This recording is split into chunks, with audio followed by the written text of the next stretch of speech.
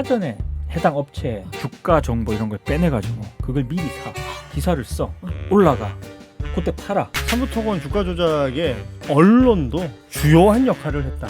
독자들의 판단이 저는 필요하다고 보고 특별한 검증 없이 그냥 받아 쓰는 언론들이 너무 많잖아요. 너무 한심하다. 그러면서 권력의 애완견은 엄청나게 무슨 삼부토건이 진짜로 우크라이나 재건에서 뭔가 주도적인 역할을 하는 듯한 기사를 무지막지하게 쏟아냅니다. 아직도 떠 있습니다. 어떤 회사가 집중적으로 로비를 하는 기자들이 있더라. 근데 기자 4명의 실명을 그 사람이 거론을 했대. 근데 삼부토건 그 주가 부양이 있었다고 한 날 있지 않습니까? 그때 가짜 호재성 기사를 쓴 기자 4명이 딱 들어가 있다는 거예요. 자, 그리고 다음 것도 바로 우리 이제 띵구리 형이 가져오신 건데 전 이거 좀 했으면 좋겠어요. 그 삼부토건 주가 조작에 언론도 주요한 역할을 했다. 이거는 뭐 지난번에도 비슷한 톤의 기사들이 몇 개 있었습니다만. 그렇죠. 그러니까 지금 생각해 보면 말이죠. 윤석열 정부 그 약 3년이 지나가는 동안 그러니까 뭐 부역이라는 단어까지는 쓰지 않겠습니다. 네. 예. 뭐 미필적 고의 이런 것들이 언론에 분명히 작동한 게 있어요. 그렇죠. 예. 그리고 그게 적극적인 어떤 범죄 행위까지 연결되느냐, 그렇지 않으냐 이런 것들에 대한 독자들의 판단이 저는 필요하다고 보고 네. 그런 것들을 알릴 수 있는 내용들을 계속해서 체크해야 된다라는 생각이 드는데 그 아까도 잠시 얘기했지만 보도 자료가 나오면 특별한 검증 없이 그냥 받아 쓰는 언론들이 너무 많잖아요. 특히 주가라든가 경제 관련된 이슈는 더 뭔가 네. 어떤 MOU를 체결했다는 등 맞아. 왜요? 정부의 제 꼴이 웃었나요? 무슨 업적처럼 보이는 게 있으면 씨, 너무 이마가 번떡번떡하네. 번떡번떡해. 네. 앞머리를 뚫고 나오네요. 제 광채가. 뚫고 나오는 걸 떠나서 예. 그 광이 앞머리를 적셨어. 저 촉촉합니다. 제 마음처럼 예. 촉촉하게. 떡진 것 같고 좋네요. 이렇게 보니까 애가 되게 누추하네. 안 그래도 누추한 애가 아주 그냥 쩔었어요 지금. 이거 옷 광고 해야 되는데 큰일 났어요. 자 그래서 그 얘기를 계속하면 예. 미디어 오늘이 예. 김건희 특검의 공소장을 입수했습니다. 그래서 이렇게 들여다봤더니 이기훈 지금 이 언론 레이더에서 사라져가지고 삼부토건 전 부회장입니다. 웰바이오텍 회장이기도 하고. 예, 사실상 이 사람이 핵심이에요. 이기훈이 삼부토건의 우크라이나 관련 MOU 체결 및 허위 과장 보도 자료를 주도한 자라고 공소장에 딱 명시가 돼 있습니다. 그래서 이 공소장을 딱 들여다보니까 이기훈 삼부토건 부회장이 한 협회가 있어. 2022년 6월 23일에서 부산에서 우크라이나 이 세미나를 개최합니다. 거기 이제 가가지고 샬라샬라 했겠죠. 자 그런데 거기서 샬라샬라 이기훈이 했다라고 하는 얘기는 뭡니까? 홍보했다는 얘기지 않습니까? 삼부토건을 마치 우크라이나 재건 사업 테마주로 대외적으로 홍보하게 사람들이 각인을 시키도록 그렇게 홍보를 했다는 얘기인데 그 홍보가 언론들이 제대로 검증을 했으면은 그냥 각인이 안 되겠죠. 근데 기사가 지금 나가고 있죠. 예. 그냥 정말로 엄청나게 무슨 삼부토건이 진짜로 우크라이나 재건에서 뭔가 주도적인 역할을 하는 듯한 기사를 무지막지하게 쏟아냅니다. 미디어 오늘이 네이버 뉴스창에 관련 뉴스를 검색을 해봤거든요. 아직도 떠 있습니다.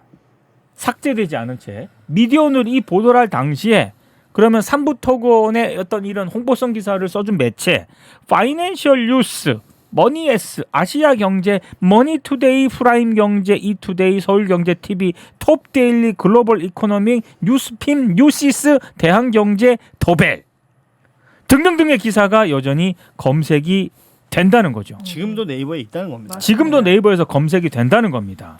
그래서 이 공소장을 보면은 이미 특검 쪽에서도요 이런 기사들이 허위 과장된 어떤 그런 내용이다. 그리고 기사 형태로 유통이 됐다. 그리고 이게 결국에는 시세 조정의 수단으로 활용이 됐다. 이렇게 딱 규정을 하고 있어요. 이게 무슨 내용이냐? 언론 보도가 단순히 그냥 보도 자료 받아 쓴 게 아니라 이게 시장 교란의 매개체 역할을 했다는 거를 특검팀에서도 딱 공소장에 적시를 하고 있다는 얘기예요. 무슨 얘기냐? 이거 기자들이 삼부토건 주가 조작에 적극적으로 역할을 한 거나 저는 마찬가지라고 보는 거예요. 특검팀에서도 이렇게 판단을 하고 있다는 거거든. 근데 봐봐요. 삼부토건 지금 다 재판 받고 구속되고 뭐 이랬잖아요. 기사 쓴 이 양반들은. 그러니까요. 근데 직접적이면 형사처벌인데 간접적이면 민사상으로는 안 되나요? 이거는? 그냥 이렇게 그냥 윤리적으로만 비판받고 넘어갈 정도의 문제예요? 저는 이게 지난번에 저널리즘 띵에서도 한번 소개해드린 사전에 해당 업체에 주가 정보 이런 걸 빼내가지고 그걸 미리 사 기사를 써 올라가 그때 팔아 이 선행매매 있지 않습니까? 예. 그거를 KBS 송수진 기자가 거의 주도적으로 단독을 해가지고 쭉 보도를 많이 했었거든요. 근데 그 송수진 기자가 요 미디어를 취재한 기자한테 한 얘기가 있거든. 이게 굉장히 유의미합니다. 다큐멘터리 자기가 그 선행매매를 취재하는 과정에서 주가 조작범 한 사람을 만나거든요. 그 사람이 송수진 기자한테 뭐라고 얘기를 하냐면 어떤 회사가 집중적으로 로비를 하는 기자들이 있더라. 근데 기자 4명의 실명을 그 사람이 거론을 했대. 송수진 기자한테 직접 얘기를 했다는 거잖아요.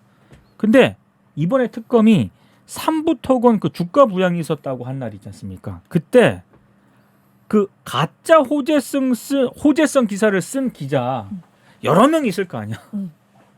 거기에 그 선행매매 해가지고 기자 4명이 딱 들어가 있다는 거예요. 이게 무슨 얘기냐면 하나로 안 끝난다.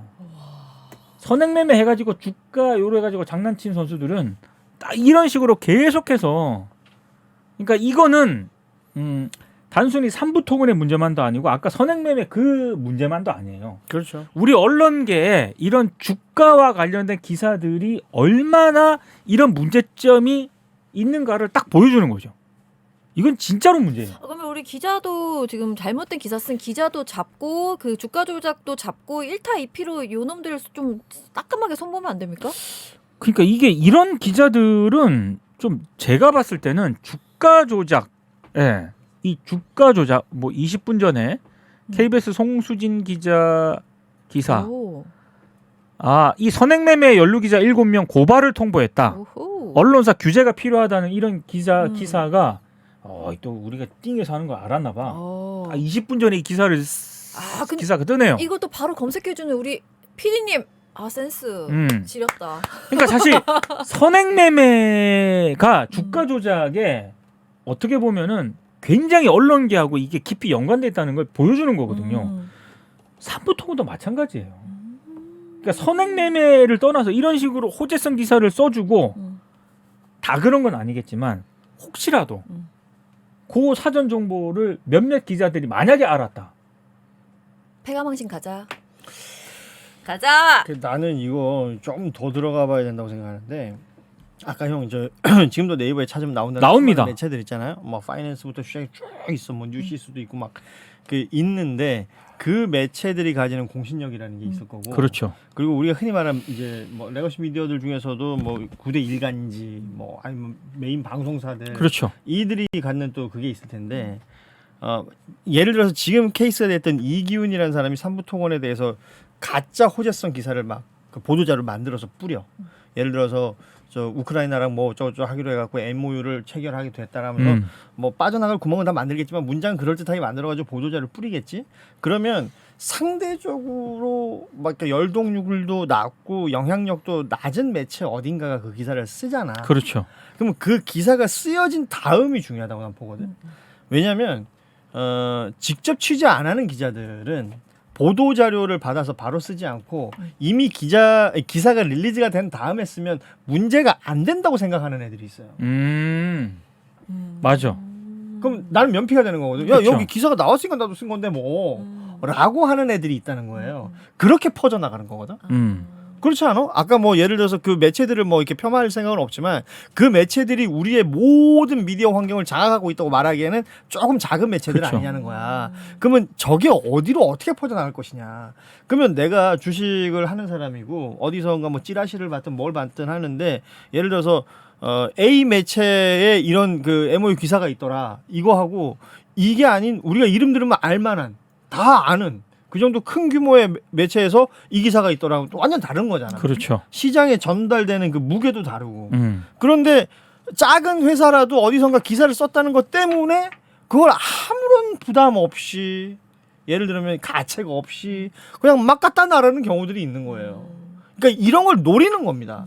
그 앞단에 있는 기자들이 예를 들어서 뭐 돈을 받는다든지 그렇죠. 아니면 어떤 대접을 받는다든지 아니면 이제 송수진 기자가 말하는 것처럼 뭐 무언가 문제가 있는 어떤 행위들이 있다든지 하면 뭐 고소 고발로 이어져서 그들은 일종의 범죄로 만들 수가 있을 것 같은데 그렇지 않은 예를 들어서 내가 일반 투자자인데 네. 뭐 어떤 땡땡일보를 보고 나는 그걸 투자를 결심했어. 근데 땡땡일보의 기사가 거짓말이야.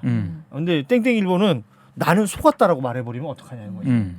그래서 뭐 가능할지 모르겠으나 그 규모나 이런 것들 때문에 누군가가 굉장히 의지를 가지고 이거 민사소송을 한번 내본다 하더라도 빠져나갈 구멍들을 이 사람들은 막 찾아다닐 것 같다는 거야. 언론사들은. 근데 사실 그거를 이게 확인하면 쉽거든요. 그렇죠. 보도 자료를 나도 사실인 줄 알고 이렇게 썼다. 그리고 다른 매체도 쓰니까 썼다. 확인을 해야지. 그렇지. 확인을 쓰면서. 그 기자들이 그걸 안 하고 막 써제끼는 경우들이 너무 많잖아요. 지금 너무 오늘만, 이게 일상화가 돼버렸어요. 오늘만 해도 지금 이게 우리가 세 케이스를 얘기하는 거야. 그렇죠. 뭐 정치적인 얘기가 됐건 경제적인 얘기가 됐건 아니면 아까 우리 캄보디아 얘기도 마찬가지인 거거든. 그리고 이제 국감에 나오는 수많은 보도 자료들이 있잖아요. 네. 그럼 A라는 보도 자료가 있으면 이게 기자들한테 보도 자료를 받아쓰라고 기자를 하라는 게 아니잖아. 보도 자료라는 것은 나오면 그것이 맞는지 아닌지를 취재해 보고 그러고 기사를 쓰면 되는 거 아니야. 그렇죠. 근데 그 취재 자체를 안 한다고. 지금 요새 나오는 보도 자료 봐봐요. 거의 완성된 기사처럼 나와. 네. 그냥 쓱 갖다 붙이면 되는 거야. 그러면 그 온라인 매체 이런 데 한 사람이 기사 여러 개 써야 되는 데 같은 경우는 그렇게 땡큐가 없는 거거든. 기자 입장에서. 지금 그런 시간을 이 국감이 진행되는 동안 보고 있는 거예요. 우리가 지금 오늘 뉴스 여러 개 했지만 뭐 민주당 어떤 의원이 국민의힘 어떤 의원이 조국혁신당 어떤 의원이 낸 보도 자료야 다. 이게 다. 네. 맞아요. 진짜 너무 한심하다. 그러면서 권력의 애완견은 애완견이라니 막 들고 일어나고 그렇게 야단을 떤 겁니까? 너무 한심해. 나는 이 유튜브 방송에 이 똥강아지도 다 팩트체크 확인하고 들어오거든요. 니네는 니네 바이라인 다 달고 그거 니네 봉사활동 아니잖아요. 돈 받고 하는 업이잖아. 어떻게 그따위로 쓰고 자빠졌냐. 그게 맞아? 그러면서 비판받으면 그렇게 부들부들하는 거야?